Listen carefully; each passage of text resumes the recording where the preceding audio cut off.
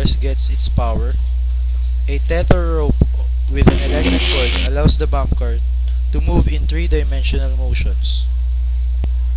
The collisions. This has to do with the Newton's second law, where the force exerted by the car is equal to the product of its mass and its acceleration. Two types of collision occurs in bump cars.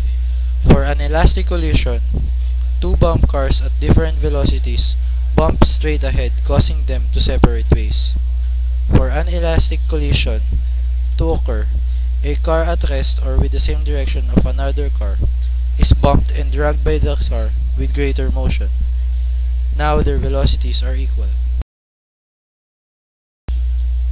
Next time you ride a bump car, you can now tell whether your collision is an inelastic or elastic.